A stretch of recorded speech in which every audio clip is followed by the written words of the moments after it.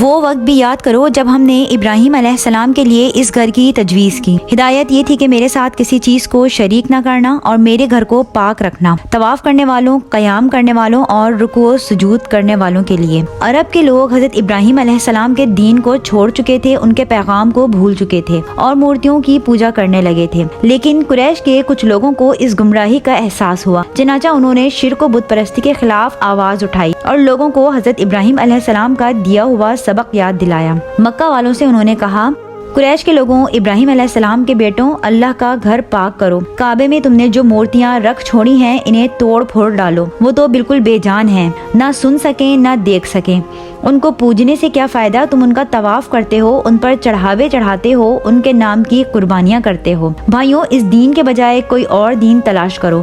بھائیوں، توریت اور انجیل میں ایک نبی کا ذکر آیا ہے، وہ نبی تمہارے ہی اندر ہوگا، وہ بس آنے ہی والا ہے۔ یہودی عالم، عیسائی پادری اور کاہن سب یہی کہتے ہیں، لہٰذا تم اپنے آپ سے توبہ کر لو اور ابھی سے اس کا انتظار کرو، دنیا میں کامیاب ہوگے اور آخرت میں بھی نہال رہو گے۔ اس وقت یہ بالکل ایک نئی آواز تھی۔ قریش کے کان کھڑے ہو گئے کہ یہ کون لوگ ہیں؟ دیکھتے ہیں تو عمر بن نفیل کے بیٹے زید رضی اللہ تعالیٰ عنہ، نوفل کے بیٹے ورقہ ہیں، حارث کے بیٹے عثمان اور حجش کے بیٹے عبید۔ یہ سب اپنے قوم کی بزرگ اور قابل قدر ہستیاں تھیں، لوگ ان کی عزت کرتے تھے، ہر شخص جانتا تھا کہ یہ چاروں آدمی دین ابراہیم کے پیرو ہیں۔ انہوں نے شراب اور جوئے کو اپنے اوپر حرام کر رکھا ہے، بت پرستی سے سخت بیزار ہیں، بیچاری لڑکیوں کے لیے سراپا رحمت ہیں۔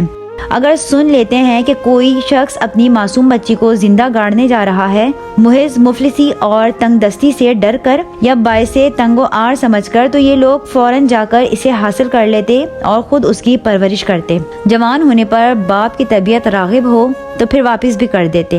یہ سب کچھ صحیح، لیکن بھلا قریش کو یہ کب گوارا ہو سکتا تھا کہ یہ لوگ ایسی نامانوس صدا بلند کریں؟ وہ یہ کیوں کر برداشت کر سکتے تھے کہ ان کے مذہب پر کھلم کھلا تنقید کی جائے اور اسے غلط ٹھہرایا جائے، ان کی مورتیوں کا کھنڈن کیا جائے اور ان کی بے بسی کا چرچا کر کے دلوں کو ان سے بیزار کیا جائے؟ اسی طرح کی پوجا پاٹ اور نظر و نیاز میں ان کی عمریں گزر گئی تھیں۔ یہی ان کے معبود تھے جن کو وہ باپ دادا سے پوجتے آئے تھے۔ کیا وہ انہیں چھوڑ دیں؟ یہ تو وہ کبھی سوچ بھی نہ سکتے تھے، چنانچہ انہوں نے نفرت سے منہ پھیر لیے اور حقارت سے کان بند کر لیے۔ پھر اسی پر بس نہ تھا، بہتوں نے گالیاں بھی دیں، تانوں کے بھی تیر چلائے، تمسخر کے بھی خنجر جھونکے اور جتنا ہو سکا جسم و روح پر زخم لگائے۔ اسی طرح ایک زمانہ گزر گیا، کوئی تو ہجرت کر گیا اور کوئی عیسائی ہو گیا، دین ابراہیم پر صرف زید رضی اللہ تعالیٰ عنہ رہ گئے۔ وہ کعبے کی دیوار سے لپٹ کر روتے اور کہتے، خدایا اگر میں جانتا کہ تجھ کو کون سا طریقہ پسند ہے تو اسی کو اپناتا، مگر مجھے معلوم نہیں۔ پھر بے اختیار وہ سجدے میں گر پڑتے۔ چار بزرگوں نے اپنے عقیدے کا اعلان کر دیا، جو سمجھا اسے صاف صاف بیان کر دیا۔ اس پر قریش نے ان کا خوب مذاق اڑایا۔ وہی لوگ جو اب تک خوبیوں میں بے مثال اور شرافت و انسانیت کا معیار تھے، انہی میں اب کیڑے ہی کیڑے دکھائی دینے لگے، عیب ہی عیب نظر آنے لگے۔ انہیں کیا خبر تھی کہ ایک جوان اور ہے جو ان کی آنکھوں کا تارا اور دل کا سہارا ہے، جو ان کو دل سے عزیز اور جان سے بھی پیارا ہے، وہ بھی انہی کا ہم خیال اور انہی کے دین کا علم بردار ہے۔ ہاں، اس نے بھی اعلان نہیں کیا کیونکہ ابھی وہ خود ہی تنہائیوں میں پڑا سوچ رہا ہے اور حقیقت کی تلاش میں سرگرداں ہے۔